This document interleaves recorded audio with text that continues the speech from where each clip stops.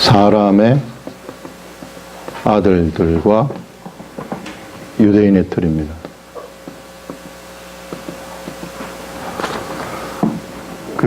지난 시간에도 굉장히 중요한 그런 하나님의 말씀이 나왔는데요. 그게 뭔가 하면은 천국을 건설하는 데 있어서 이 천국이라는 것이 우리는 보통 생각하기를 천국이라는 것이 그냥 우리가 죽으면은 하나님이 예비한 그 천국에 우리가 들어가 사는 거구나.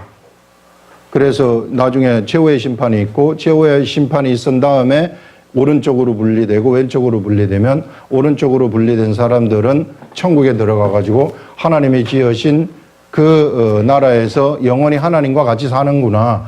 이렇게 우리가 생각을 하고 있었는데 우리가 이 지금 에베소서를 하면서 무엇을 지금 성령님이 우리들한테 알려주셨는가 하면은요.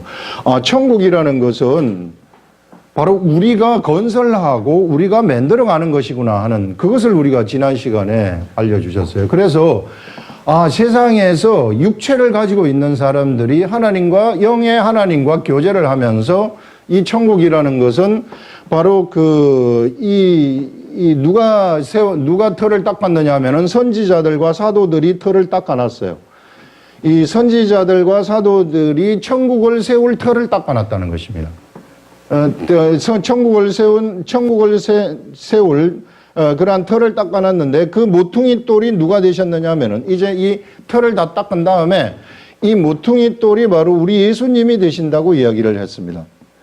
예수님이 모퉁이 돌이 되어가지고 예수님을 중심으로 해가지고 천국이 세워진다는 거예요. 이렇게 천국이 세워진다. 여러분들 유대인들은 누구인가? 제가 이걸 이번에 보면서 이건 저도 묵상을 하면서 새롭게 이제 깨달아가는 그런 세계인데 유대인들은 누구인가? 유대인들이 바로 우리는 이 하나님의 역사의 중심인 줄 알았는데 그게 아니더라는 거예요. 그게 아니라 지금 천국이라는 것이 예수님이 여기 이제 유대인들이 실상은 선지자들과 이제 사도들이 털을 닦은 거죠. 유대인들이 털을 닦은 거예요. 예수님을 탄생시키면서 예수님을 육의 예수님을 탄생시키면서 우리 예수님이 이제 모퉁이 돌이 되어가지고 실제로 천국이 건설이 되고 천국이 올라간다는 것입니다. 천국이 올라가게 되면은 실제로 천국을 건설하는 것은 유대인 다음에 오는 이방인들이에요. 이방인들이 누가 건설을 하느냐 하면은 이 천국을 건설하게 된다는 것입니다. 그래서 우리는 건설되어지는 이 천국에서 우리가 가서 살게 된다 하는 이런 관점, 이것을 우리가 성경을 보는, 이제부터는 성경을 보는 관점을 확 바꿔버려야 된다는 것입니다. 그래서 실제로 우리가 지난 시간에 분명한 거 아닙니까? 털을 누가 닦았냐면 사도들과 선지자들이 닦았다고 얘기를 해요. 사도와 선지자들이 털을 닦았고 그 다음에 예수 그리스도가 모퉁이 돌이 되어가지고 모퉁이 돌이 되었다는 것은 이제 예수님을 중심으로 해가지고 집이 지어진다는 거거든요. 어떤 집이 지어지느냐 하면 천국의 집이 지어진다는 것입니다.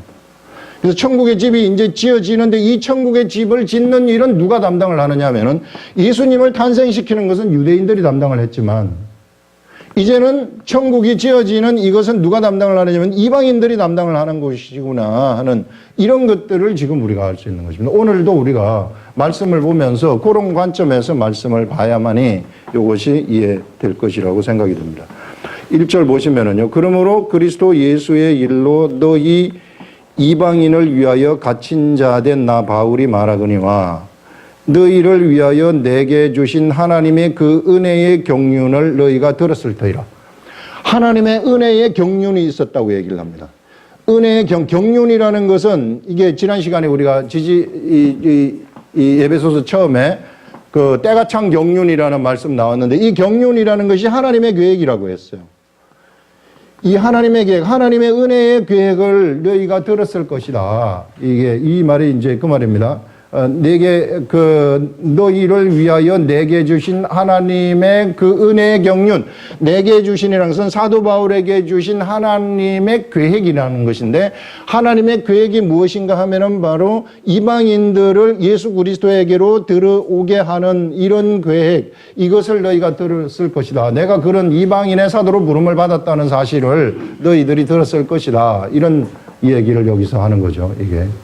그것은 3절에 곧 계시로 내게 비밀을 알게 하신 것은 이것이 하나님이 계시로서 직접 사도 바울한테 알려준 것인데 비밀을 알게 하신 것은 내가 먼저 간단히 기록한과 같으니 간단히 기록했는데 이것은 그 에베소한테 먼저 에베소 교회에 먼저 그 기록해가지고 보냈는지 어쨌는지 그거는 뭐 우리 전해지지 않아서 모르겠으나 그것이 아마도 이제 내가 그 이방인의 사도로 부름을 받은 거기에 관한 내용임을 우리는 짐작을 할 수 있습니다. 내가 먼저 간단히 기록한과 같으니 그것을 읽으면 내가 그리스도의 비밀을 깨달은 것을 알 수 있으리라. 이렇게 말해요. 그리스도의 비밀을 깨달은 것을 알 수 있으리라 하면서 이 그리스도의 비밀이라는 것이 무엇일까? 바로 이 그리스도의 비밀이라는 것이 이방인이 중심이 되어가지고 하나님의 나라를 건설한다는 겁니다. 이제는 유대인의 시대는 끝났다는 것입니다. 이제는 어떤 시대가 펼쳐지느냐 하면은 이방인의 시대가 펼쳐지기 시작한다는 것. 이런 사실을 사도 바울이 알았기 때문에 이것을 알고 이제는 이방인의 시대에 우리가 어떻게 살아야 되는가. 에베소 교회 너희들은 절대로 그 유대인들과 비교를 할 때 유대인들이 중심이 되고 너희들은 사이드가 되어가지고 거기 가가지고 뭔가 이게 뭐 붙어가지고 그 하나님의 일을 하는 그런 자들이 아니라 너희들이 주체라는 그런 것들을 지금 여기서 얘기를 하고 있는 거죠. 이 비밀. 그러면서 이제 그의 거룩한 사도들과 선지자들에게 성령으로 나타내신 것 같이 다른 세대에서는 사람의 아들들에게 알리지 아니하셨으니. 자, 이러한 비밀을 갖다가 이 예수 그리스도의 비밀을 갖다가 누구한테 나타냈느냐 하면은 거룩한 사도들과 선지자들에게 성령으로 나타내신 것 같이 지금 이제 나타냈다는 것입니다. 지금 이러한 하나님의 비밀이 이제 세상에 이제 이 선지자들과 사도들에 의해서 이렇게 나타나게 되었는데 예전에는 사람의 아들들이라는 것은 사람의 육체를 입고 있는 아들들을 얘기하는 것입니다. 사람의 육체. 사람의 육체를 입었다는 것은 굉장히 중요해요. 사람의 육체를 입은 사람들이 뭐냐 하면은요, 하나님의 뜻을 알아가지고 그들이 그 육체로서 하나님의 뜻대로 행동을 하게 된다면 엄청난 역사가 일어나는 사람이 되어버린다는 것입니다. 사람이 육체를 입었다는 것은 사람이 하나님의 아들이 됐다는 거예요. 그가 육체를 입고 하나님의 성령을 받았다는 것은 하나님의 아들이 됐다는 것을 얘기하는 것입니다. 이게요, 그 하나님이 우리 지금 요거 이방인 이야기하다가 잠깐 이제 이쪽으로 나가서 한번 얘기를 해보는데요. 우리 에덴 동산에서 하나님이 창세기에서 하나님이 사람을 창조하셨습니다. 하나님이 사람을 왜 창조하셨을까? 우리 하나님은 사랑이신데 하나님이 사랑을 표출시켜야 돼요. 사랑이라는 것은 상대방이 있어야만이, 사랑의 대상이 있어야만이 그 사랑이 표출되게 되는 것입니다. 이 표출이 되게 되면, 하나님의 사랑이 표출이 되게 되면, 그러면 어떤 일이 일어나게 되느냐 하면요, 마귀가 진멸되는 일이 일어나게 됩니다. 마귀의 진멸. 그래서 결국은 하나님은 사람을 창조하신 것이 바로 하나님의 사람을 사랑하기 위해서 하나님이 사람을 창조하셨는데, 근데 하나님이 사람을 창조하셨을 때 사람을 사랑하지 못하도록, 하나님하고 사람 사이에 사랑을 하지 못하도록 누가 방해를 해버렸느냐 하면은 마귀가, 이 사단이 방해를 해버린 거죠. 사단이 방해를 하게 되면서 사단의 속성이 사람한테 들어가게 되고, 이제 이런 속성이 들어간 이 사람을 하나님이 구원하시기 위해서 하나님이 직접 세상에 오셔가지고 진짜 사랑을 표출하셨어요. 그게 십자가에서 예수님이 십자가에 돌아가신 것입니다. 그래서 십자가에 돌아가신 이 사랑을 사람을 향해서 표출시키면 이제 사람이 이 사실을 알고 깨닫게 되면, 이 사실을 알고서 깨달아서 하나님 안토로 가게 된다면, 그러면은 이제 하나님하고의 교제가 시작되는데, 하나님하고 교제가 시작되면서 하나님의 생각을 알아듣고 그가 행동을 하게 되면은 그 사람은 바로 하나님의 사랑이 그에게 들어오게 되는 것입니다. 하나님의 사랑이 그에게 들어오게 되면은 그를 지배하고 있었던 마귀가, 그를 지배하고 있었던 사단의 세력이 그때 뭐가 되느냐면은요, 진멸이 되게 된다는 것입니다. 이게. 그래서 예수 그리스도가 십자가에 못 박히시는 것은 사단을 진멸하기 위함이라 하는 것이 히브리서 2장에 나오는 거예요. 그래서 우리가 예수님의 이 사랑이, 이제 예수님 십자가에 못 박히신 그 사랑이 우리들한테 이제 주어졌으면은 우리가 그것을 받아야 된다는 거예요. 사랑을 받는 것은 내가 어떻게 하나님의 사랑을 받게 되는가 하면은 예수 그리스도를 내가 받아들이고 그 다음에 하나님의 말씀이 내 속에 자꾸만 들어오도록 해가지고 내가 하나님의 말씀이 사랑이기 때문에 그래서 말씀대로 내가 행동을 하게 되면은 내가 하나님의 사랑의 세계 속으로 확 들어가 버리는 거예요. 사랑의 세계 속으로 확 들어가게 되면은 그러면은 어떤 일이 일어나게 되느냐면 내 속에 있는 마귀는 그때부터 진멸이 되는 겁니다. 이게 내 속에 있는 그 사단의 속성들이 진멸이 되기 시작하는 거죠. 탐욕을 부리지 말으라고 했을 때 탐욕은 언제 진멸이 되느냐 하면은 내가 탐욕을 부리지 말아야 되겠다, 말아야 되겠다, 말아야 되겠다 이럴 때 진멸되는 것이 아니라 내가 하나님의 말씀에 순종할 때 탐욕이 진멸돼 버린다는 것입니다. 그 다음에 내가 세상에 이 미워하는 마음 아니면은 술 취하는 거 이런 것들 있잖아요. 이게 인간의 근본적인 육체의 본능들 이런 것들이 전부 다 어디로부터 왔느냐면 사단의 속성에서부터 온 거란 말이에요. 이게 사단을 우리가 물려받았다는 거예요. 사단으로부터 영적 유전자를 물려받아가지고 우리의 육이라는 것이 사단을 많이 닮았어요. 그래서 우리 지난 시간에 얘기한 것이 우리를 너희가 이 진노의 자녀라고 얘기를 하는 것입니다. 예. 그래서 이런 것들은 바로 우리에게 하나님의 이제 사랑이 들어올 때에 그래서 점점 내가 하나님한테 점령이 될 때 그래서 이것이 점령이 돼버리게 되면은 나에게서 저절로 그것이 나가버리게 된다는 것입니다. 탐욕을 부리지 말라고 하는 그러한 하나님의 말씀이 나한테 이제 적용이 되기 시작하는 거죠. 내가 아무리 겉으로 내가 탐욕을 안 부리려고 해도 사람은 안 부릴 수가 없어요. 이게 겉으로 내가 뭔가 이 하나님의 말씀대로 내가 억지로 막 살려고 할 것 같으면은 더 힘들어지는 거죠. 믿음 생활이 엄청나게 힘들어지는 거예요. 왜 이렇게 내 믿음 생활이 힘든가? 왜 이렇게 힘든가? 이게 교회 나가고 막 열심히 일하고 막 이렇게 하는데 너무너무 힘든 그런 믿음 생활. 이런 것도 뭔가 잘못된 거거든요. 이게. 하나님의 말씀이 우리 속에 들어와가지고 내가 말씀에 순종을 하면서 갈 때에 비로소 나한테 마귀가 진멸되기 시작한다. 그때 비로소 나에게서 나의 정신이 올바르게 되고 정신이 올바르게 될 것 같으면요 육체도 올바르게 되는 것입니다. 그래서 육체의 질병도 그때부터 날아가기 시작하는 거예요. 우리가 질서의 세계 속으로 딱 들어갈 때 육체의 질병도 그때부터 이게 이 악한 것들이 잡고 있었던 것들이 그때 하나님의 사랑에 그들이 진멸되어 가지고 저절로 없어져 버리는 이런 일들이 일어난다는 거죠. 자, 이렇게 우리가 하고, 그 다음에 다시 이제 우리 사람이라는 것이 이런 존재인데, 이제 아까 여기 이방인. 자, 이방인입니다. 이제 유대인의 시대가 끝나고요. 이제 이방인의 시대가 이제 왔다는 것입니다. 사도 바울은 지금 그것을 얘기하고 싶은 거예요. 그리고 우리 자신이 어떤 존재인가 여기서 이 얘기하는 좀 전에 육체를 가진 인간이 어떤 존재인가 하는 것들을 얘기했는데요. 보세요.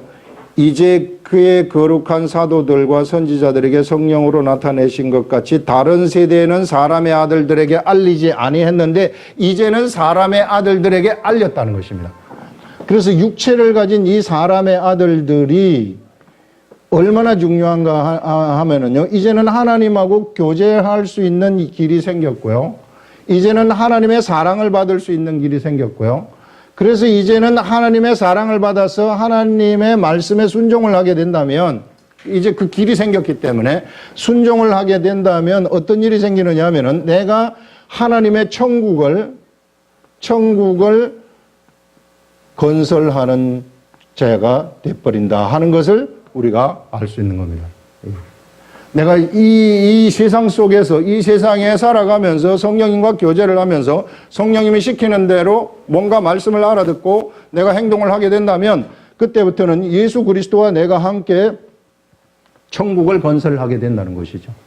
근데 천국을 건설하게 되는데 이제는 누가 천국을 건설하느냐 하면은 유대인이 천국을 건설하는 것이 아니라 천국은 이방인들이 건설한다는 것입니다. 이것이 하나님의 계획이라는 거예요. 사도 바울은 지금 그걸 얘기하고 싶은 거예요. 그러면서 무엇을 우리가 여기서 제가 이게 묵상을 하는데 아무리 묵상을 해도 안 좋으셔서 이거 말고 뭐 하나 주님 주셔야 되지 않나요? 이렇게 기도 계속하고 아침에 이제 나와가지고 이렇게 기도를 하는데 무슨 생각을 하나 주셨느냐 하면은 이거 보세요. 이게 아브라함이 이삭을 낳았어요. 아브라함의 아들은 이스마엘도 있습니다. 근데 이스마엘은 사람에 의해서 난 자예요. 사람의 뜻. 아브라함이 하나님이 아브라함한테 네 자손을 하늘의 별과 같이 바다의 모래와 같이 많게 할 것이다. 이렇게 했는데 아무리 기다려도 자손이 나타나지 않아요. 그랬을 때 사라가 이 하갈을 갖다가 아브라함과 동침을 하게 해가지고 나오게 한 아이가 바로 이스마엘인데 이 이스마엘이 아들이 있음에도 불구하고 이스마엘을 통해 가지고 하나님의 유업이 하나님의 그 계보가 이스마엘을 통해서 내려가지 아니하고 바로 너의 유산을 유업을 받을 자는 그 바로 이 약속의 자녀이다. 내가 너한테 주는 자녀이다 하면서 거의 25년을 기다린 끝에 이삭이라는 아이를 하나님이 주십니다. 근데 이삭은요, 사라가 뭐가 끊겼느냐 하면 경수가 끊겼어요. 여인이 경수가 끊기면은요, 아이를 절대 못 낳아요. 이게. 그런데 성경에서는 경수가 딱 끊겼다고 나와요. 경수가 끊겼는데 이삭이라는 그 사람이 아브라함에게서 태어났다는 것입니다. 이것은 뭔가 하면은요, 이삭이라는 사람은 아브라함과 사라가 결혼을 해서 동침해가지고 나온 자녀가 아니라는 거예요. 그냥 아브라함과 사라라는 두 사람의 경로를 통해가지고 이삭이라는 사람을 하나님이 주신 거란 말입니다. 이런 자들을 우리는 뭐라고 얘기를 하냐면 약속의 자녀라고 얘기를 하는 것입니다. 약속의 자녀. 근데 이삭의 이 아들을 우리가 한번 봐요. 이삭의 두 아들이 있었는데 쌍둥이 아들인데 에서와 누구냐 하면은 야곱이에요. 근데 이것도 희한해요. 이미 이 이삭의 아내가 리브가인데 이 리브가에게서 에서와 야곱이 태어나기도 전에 어떤 말씀이 오느냐 하면은 큰 자가 작은 자를 섬기리라 이런 말이 나와요. 큰 자가 형이고 그 다음에 작은 자는 야곱인데 이 동생인데 바로 에서가 야곱을 섬긴다는 이런 것이 이미 예언되어 가지고 있었단 말이에요. 그 말은 뭐냐면은 이들이 태어나기도 전에 하나님이 계획을 하고 있었다는 거예요. 그래서 야곱도 누구에 의해서 나온 자이냐면은 바로 하나님에 의해서 나온 자라는 것입니다. 그럼 우리가 실제로 한번 생각을 해봅시다. 그러면 아브라함의 상속, 하나님의 나라를 상속받을 사람이 이삭이고 야곱이면은 이삭과 야곱이 진짜 하나님의 나라를 상속받았습니까? 이게? 진짜 하나님의 나라를 우리가 실제적인 하나님의 나라를 상속받았습니까? 실제로 아브라함의 자손이 이삭입니까? 실제로 아브라함의 자손이 야곱입니까? 이거는 혈통적인 자녀죠. 이것은 혈통적인 자녀인데 약속의 자녀라고 또 성경에서는 얘기를 한단 말이에요. 근데 하나님의 나라 유업을 받지 못했어요. 근데 우리 지난번에 나온 갈라디아서 3장 16절에 보게 되면 어떤 말이 나오는가 하면 아브라함의 자손에게 하나님의 유업이 물려진다고 하는데 아브라함의 자손을 여러 사람을 두고 아브라함의 자손이라 하지 아니하고 한 사람을 두고 아브라함의 자손이라고 했는데 그 한 사람이 누구냐면 예수 그리스도라고 얘기를 하는 겁니다. 그러면 아브라함의 자손은 예수 그리스도라는 거예요. 예수 그리스도가 상속을 받는다는 거예요. 이삭과 야곱은 약속의 자녀이지만은 그러나 그들은 상속받지 못해요. 그러면 그들이 약속의 자녀인데 하나님의 나라를 실제적인 모형의 하나님의 나라는 그들이 상속받았을지 모르지만은 그러나 실제적인 하나님의 나라는 그들이 상속받지 못하고 누가 상속을 받느냐 하면은 예수 그리스도가 상속을 받는다는 것입니다. 오늘 여기서 나오지만은 여기 뒤에 보시면은요, 이방인들한테 이는 6절에 보시면 이는 이방인들이 복음으로 말미암아 그리스도 예수 안에서 함께 상속자가 되고 함께 지체가 되고 함께 약속에 참여하는 자가 됨이라 딱 얘기를 하고 있어요. 이건 무엇을 얘기하느냐 하면은 예수 그리스도 이후에 아브라함의 자손의 시대가 새롭게 시작된다는 것입니다. 실제적인 아브라함의 자손의 시대가 시작된다는 것입니다. 실제적인 아브라함의 자손의 시대가 시작된다는 것은 바로 여기에 이방인들이 뭐가 되느냐 하면은 예수 그리스도와 함께 같이 이제 예수 그리스도와 함께 상속자가 된다는 것이죠. 이게. 그러면 이 이방인, 이 시대, 예수 그리스도 이후에 살아가는 이방인들이라는 것은 누구냐 하면은 이들이 바로 약속의 자녀들이구나 하는 이걸 우리들한테 알려주고 있는 것입니다. 그래서 우리가 세상에서 예수 그리스도를 믿었다는 것, 우리가 세상에서 우리가 이 한국 땅에서 태어나가지고 이 예수 그리스도를 믿어가지고 예수 그리스도의 일에 동참하게 된다는 이것이요, 절대로 우연이 아니라 이삭보다도 더 뚜렷한 하나님의 계획이 있었고 야곱보다도 더 뚜렷한 하나님의 계획이 있었다는 것을 우리들한테 이야기를 하는 것입니다. 이거는 모형이란 말이에요. 이삭과 야곱은 모형이지만 그러나 우리들은 절대 모형이 아니라 이게 우리가 상속자가 되고 우리가 약속의 자녀가 되었다는 것은 이것은 실상이라는 것입니다. 실상. 여기는 모형이지만 여기는 실상. 그러면 왜 이삭과 야곱을 거기 성경에는 그와 같이 성경이 집어넣습니까? 그것은 우리가 모형을 통해 가지고 실제적인 약속의 자녀가 누구인가, 어떤 존재인가를 알도록 하기 위해서 그렇게 넣었다는 거예요.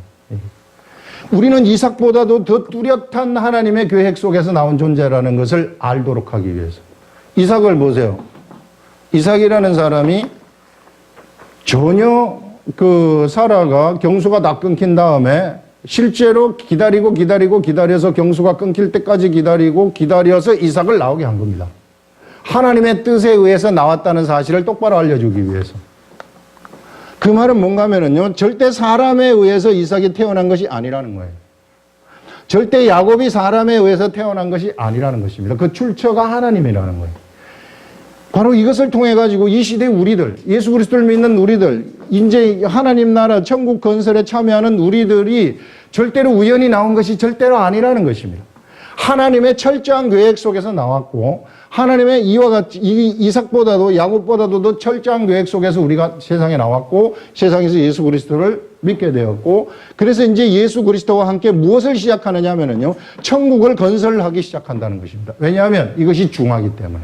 너무나도 중하기 때문에. 중한 천국, 이것이 건설되어야 되기 때문에. 이것이 하나님의 집안을, 지난 시간에 하나님의 집안을 세우는 것이라고 이야기를 하지 않았습니까? 하나님의 집안을 세우는 것이 바로 이런 것이라는 거예요. 그 실제적인 우리가 눈으로 보는 천국이라는 것은 사도들과 선지자들은 털을 닦았고 예수님은 모퉁이 돌이 되었고 이제는 이방인들을 중심으로 해가지고 천국이 올라가고 있다는 것입니다. 지금 천국이 올라가고 있다는 것이죠. 건물이 지어져 가고 있고 성전이 지어져 가느니라, 또 우리도 하나님의 처소가 되어가고 있느니라, 이렇게 이야기를 했지 않았습니까? 우리 지난 시간에. 이 말이 그 말입니다. 그래서 실제로 천국이라는 것은 지금 우리가 지어가고 있는 것이구나. 그럼 우리가 어떻게 천국을 지어가고 있는가? 우리는 우리에게 성령님을 하나님이 주셨고, 그래서 이제 이 성령님, 하나님하고 나 사이에 그 교통하는 길이 만들어졌어요. 교통하는 길이 만들어져 가지고 이제 내가 성령님이 알려주시는 대로, 기록된 말씀대로 내가 행동을 하게 될 것이면은 그 행동에 따라서 하나님의 집이 올라가게 되는 것입니다. 이 행동에 따라서 내가 하나님 말씀에 순종해 가지고 말씀을 전하면은 옆에 있는 사람들이 하나씩 발굴돼 가지고 예수 그리스도를 믿기 시작하고 생명이 들어가기 시작한단 말이에요. 생명이 들어가기 시작하면 그러면은 그것이 바로 천국을 이 시대에 건설하는 것이다. 천국은 이와 같이 건설되는 것이다 하는 그것을 우리들한테 알려주고 있고, 나중에 이제 정말로 우리가 죽어가지고 하늘나라 천국에 가게 되면 이러한 것들, 우리들이 예수 그리스도와 건설한 천국을 알 수 있고 볼 수 있을 것이다. 그런 것들이 거룩한 성 예루살렘 성에 전부 다 이게 이 섬에 가지고 있다는 것을 우리가 이 또 요한계시록하고 매칭을 시켜가지고 우리가 보지 않았습니까? 이게. 그래서 우리라는 이 사람들이 결코 그런 의미 없는 존재가 아니다. 나라는 사람이 결코 세상에 우연히 나와가지고 그냥 우연히 어쩌다가 예수를 믿었다. 절대 그게 아니라는 것입니다. 그래서 우리는 뚜렷한 실제적인 실상의 약속의 자녀이고, 우리가 여기서 얘기하는 것처럼 상속자이다 하는 이런 것들을 결코 잊어버리지 마시라는 거죠. 그러면서 여러분들, 우리가 이제 여기서 얘기하는 것처럼 하나님의 지체가 되었고, 그 다음에 이 하나님의 상속자가 되었고, 하나님의 약속에 참여하는 자, 이 하나님이 아브라함과 이삭과 야곱한테 하신 약속은 뭔가 하면은 내가 너의 하나님이 된다. 이런 약속입니다. 그 말은 뭐냐 하면은 너는 나의 통치를 받는다. 그 말입니다. 그래서 여러분, 우리가 어떻게 해서든지 하나님의 통치를 받도록 하시라는 거예요. 우리가 예수를 믿지만은 겉사람이 아직까지도 우리 속에 살아있다는 것을 알 수 있어요. 그래서 겉사람을 따라서 가는가 아니면은 하나님의 말씀을 따라가는가, 그것은 우리들의 선택입니다. 우리들의 선택상. 그것이 우리들이 해야 될 거예요. 그래서 우리들이 만약에 겉사람의 생각을 쫓아가 버린다면, 그러면 나에게서는 이게 이 사단의 속성들이 막 나타나기 시작하죠. 사단의 속성이 나를 지배해버리는 거예요. 그렇게 사단의 속성이 지배를 하면서 내가 또 예수를 믿는다고 왔다 갔다 이렇게 열심히 막 교회 일도 하고 뭐 하고 이렇게 하게 되면, 이러면은요 이중적인 믿음 생활이 그때부터 시작이 되는 것입니다. 유대인을 틀을 가진 사람들, 유대인들이 바로 이런 사람들이었어요. 유대인들이 그 사람은 하나도 변한 게 없어요. 변한 게 없으면서 하나님의 말씀을 열심히 읽으면서 하나님의 말씀을 피상적으로 알아가지고 그 말씀을 피상적으로 지키는 쪽에 그들이 자기들의 삶을 집중시킨 거죠. 그랬더니 그들한테 나타난 것이 뭔가 하면은 유대인의 틀이라는 것이 딱 나타나가지고 하나님 반, 사람 반 해가지고 마치 이게 네피림 같은 괴물이 그들이 돼버린 것입니다. 네피림 같은 괴물이 되니까 그런 거하고 똑같은 거예요. 성경에 술 취하지 말라. 우리 지난번에 우리 목사님 얘기하셨는데 술 취하지 말라 그랬어요. 그러면 열심히 나는 술을 안 취합니다. 술을 안 먹습니다. 이게 술을 안 먹습니다. 저는 교회 나가기 때문에 술을 안 먹어요. 근데 술 취하지 말라는 계명은 잘 지키지만 그런데 뭐 두 가지 다툼이 생겼을 때 내가 양보해야 될 사항에 절대 양보하지 않아요. 내가 그것을 취해버리는 거예요. 자, 술 취하지 말라는 그러한 계명은 지키면서 탐욕을 부리지 말라는 계명을 지키지 않는다면 사람들이 나를 어떻게 보겠는가? 그럼 나를 괴물로 보는 거죠. 나는 괴물이 돼버리는 거예요. 그것은 뭔가 하면은요, 하루살이는 삼키고 약대는 삼키고 하루살이는 걸러내는 자가 되어버리는 겁니다. 이것이 유대인의 틀이에요. 유대인들은 하나님의 계명 11조 내는 거, 예배 드리는 거, 뭐 하는 거 이런 거 다 지켜요. 다 지키는데 뭘 안 지키느냐면 진짜를 안 지키는 게 뭔가 하면은 신과 인을 버려버렸다고 얘기해요. 사랑을 버려버렸다는 거예요. 본래 하나님이 계명을 주신 것은 사랑을 위해서 계명을 주신 것인데 이 피상적인 계명을 지키면서 진짜 사랑은 없는 거예요. 양보할 때 절대 양보 안 하고 자기 이권 다 취하고 탐욕을 다 부리고 모든 것들 다 하면서 계명을 지키는 사람. 이중적인 사람이죠. 하나님이 가장 싫어하는 사람이 이런 류의 사람. 이런 사람들하고는요 절대로 하나님이 일을 할 수가 없어요. 이 시대에도 잘못된 우리가 예수 그리스도를 잘못 믿게 되면은 그런 사람들이 엄청나게 많이 배출이 될 수 있어요.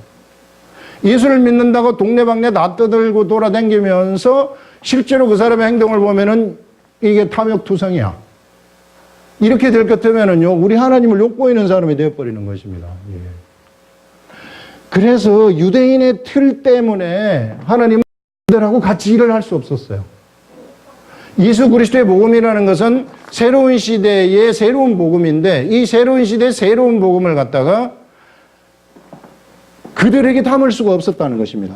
유대인의 틀을 가지고 있는 그 사람들한테 피상적으로 하나님을 따른다고 하면서 정말로 내가 모든 계명을 다 잘 지켰다고 생각했었던 바리새인들, 이들은 자기가 최고라고 생각하면서 저기 있는 저 죄인 그 세리와 같지 아니하고 그러면서 막 하나님 아버지 나를 이와 같은 사람이 되게 하셔서 감사합니다 하늘을 우러러서 자신 있게 기도하는 그런 유대인의 틀을 가진 사람들, 이런 사람들 속에는 예수 그리스도의 복음을 담을 수가 없었기 때문에 이스라엘의 지도자들한테 예수님이 가셔가지고 그들을 제자로 삼은 것이 아니라, 똑똑했었던 그들을 제자로 삼은 것이 아니라 갈릴리에 가가지고 갈릴리의 어부들을, 차라리 내가 갈릴리의 어부들을 제자로 삼겠다 해가지고 갈릴리의 어부들을 제자로 삼은 것이죠.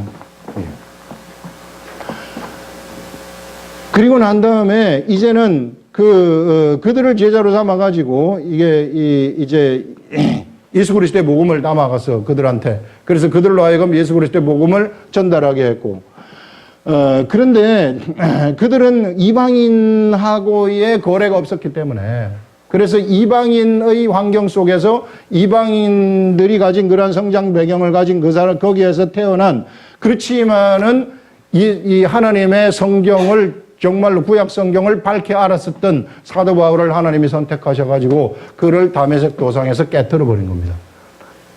유대인의 그가 가지고 있었던 그가 본토 유대인이 아니었기 때문에 그 유대인의 틀을 완전히 깨뜨리면서, 바리새인 중에 바리새인이지만은 완전히 깨뜨리면서 사도 바울을 하나님의 이방인의 사도로 쓰신 것이 바로 그러한 배경이 있었구나 하는 이런 것들을 우리가 생각을 할 수 있습니다. 그래서 사도 바울이 이제는 뭐가 됐느냐 하면은 이방인의 사도가 되어가지고 이제 실제적으로 우리가 이방인 에베소 교회 이 성도들한테, 에베소 교회 성도들아, 지금 이 영적인 분별력을 너희들이 가지고서 지금 너희들이 어떤 존재인지 알아라. 너희들이 하나님의 역사의 세계 속에서 지금 어느 시점에 무엇을 하고 있는 것을가를 똑바로 좀 알아라 하는 이런 것들을 사도 바울이 지금 얘기하고 싶은 거예요. 그래서 여러분, 우리들도 바로 이런 예수를 믿지만은 이런 유대인의 틀을 가질 수 있거든요. 왜? 구약 성경을 읽기 때문에. 구약 성경을 읽고 율법을 우리가 이게 예수 그리스도의 복음을 제대로 못 깨달으면은 사람들이 이것이 예수 믿는 것이라고 자기도 알고 사람들한테 그렇게 가르치는 거예요. 그렇게 되면 우리가 율법적이 될 수 있어요. 계명을 지키라는 계명을 열심히 막 지켜요. 지키면서 계명 못 지키는 사람들 감시하고 다녀요. 이게 이런 것들이 벌써 사람들을 이렇게 감시를 하게, 나는 이렇게 하는데 너는 왜 못하느냐? 사람들하고 자꾸 비교하는 것들, 이런 것들은 이미 내가 율법의 이 세계 속에서 율법적이 되어 가지고 있는 거예요. 그리고 막 사람들을 이게 바리새인들처럼 내가 뭔가를 많이 이 성경을 피상적으로 성경을 많이 알고 있기 때문에 내가 너희들한테 이거 한 수 가르치겠다 하는 이 가르친다는 마음, 이런 거 있잖아요.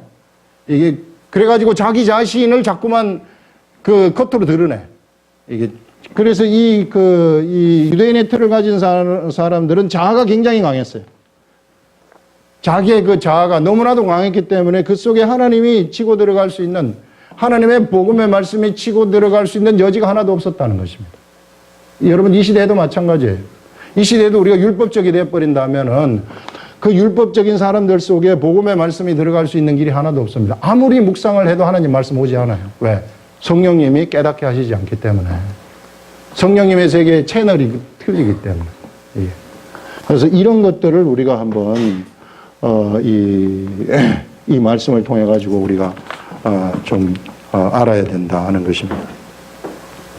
자, 그 다음에 7절을 보시면은 이 복음을 위하여 그의 능력이 역사하시는 대로 내게 주신 하나님의 은혜의 선물을 따라 내가 일꾼이 되었노라 하면서 바로 이 복음을 위하여 이제 이방인을 중심으로 해가지고 예수 그리스도와 함께 천국이 세워진다는 이러한 새로운 그러한 소식이죠. 새로운 이 그리스도의 비밀.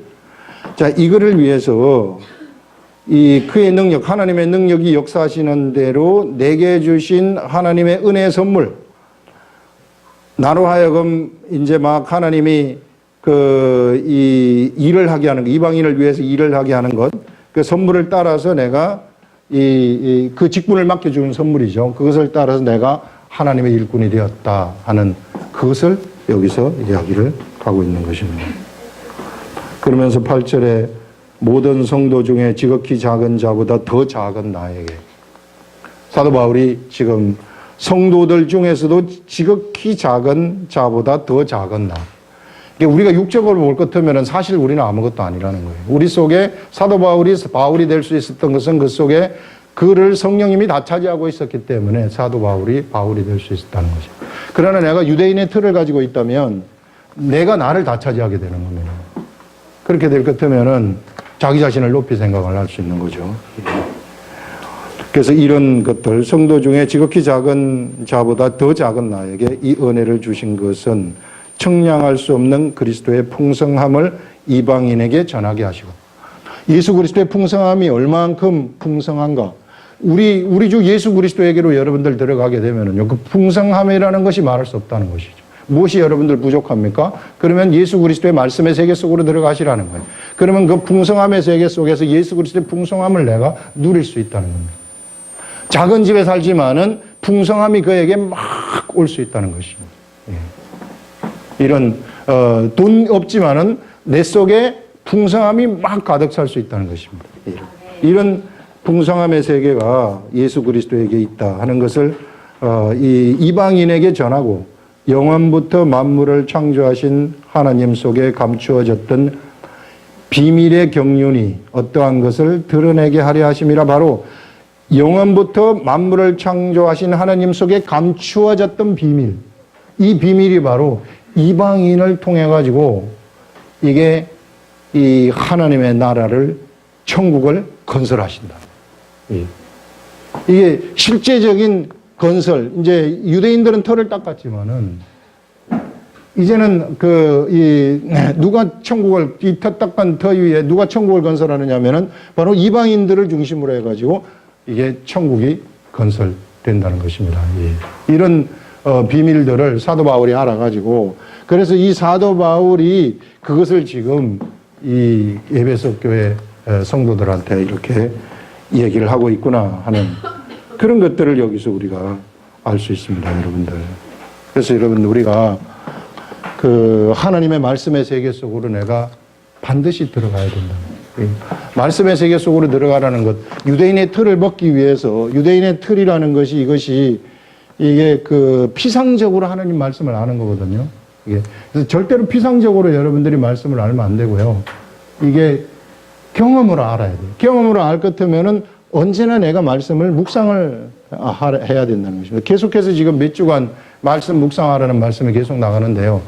묵상을 하게 되면 어떤 일이 생기는가 하면, 그냥 우리 이제 평신도들도 우리 말씀 전하시는데, 말씀을 전하실 때 묵상 없이 그냥 준비해가지고 주석을 본다거나 무슨 해석책을 본다거나 이렇게 해가지고 와가지고 준비해가지고 말씀을 전하지 않습니까? 그러면은요, 그건 아무런 힘이 없어요. 그거는 그냥 우리가 그 다윗과 골리앗의 이야기에서 다윗은 하나님을 사랑했기 때문에, 다윗은 기도하는 사람이었기 때문에, 다윗은 믿음의 사람이었기 때문에 골리앗을 물리칠 수 있었습니다. 땡. 그거란 말이에요. 이게 말씀이 그렇게 돼버리게 되면은요, 아무런 가르침, 성령님이, 하나님이 우리들한테 주시는 가르침이 하나도 없는 거예요. 근데 우리가 묵상을 하게 될 것 같으면은 무엇이 되느냐면, 다윗이라는 사람은 하나님 말씀을 묵상하는 사람이었습니다. 밤낮으로 주야로 말씀을 묵상하는 사람이었습니다. 말씀을 묵상하다 보니까 그가 양치기를 할 때에 그 말씀이 묵상되다 보니까 하나님을 경험을 하게 되는 것이고, 그래서 하나님을 경험을 하다 보니까 그것이 하나님의 말씀이 삶 속에서 훈련이 되어버린다는 것입니다. 그래서 그의 양치기의 방법이라는 것은 세상 사람들이 양치기 하는 거하고는 완전히 다른 방법이 생겨버렸다. 말씀을 묵상하다 보니까 사자가 양을 물어갔을 때 사자 저거를 내가 가만두지 않겠다 하는 그러한 이 생각이 그에게 들어오게 되었고, 그래서 그 생각을 쫓아서 사자를 쫓아가가지고 사자를 죽이고 그 사자의 입속에 있는 그 양을 끄집어내서 사자를 죽여버렸다. 자, 이것은 그가 삶 속에서 경험하는 하나님이에요.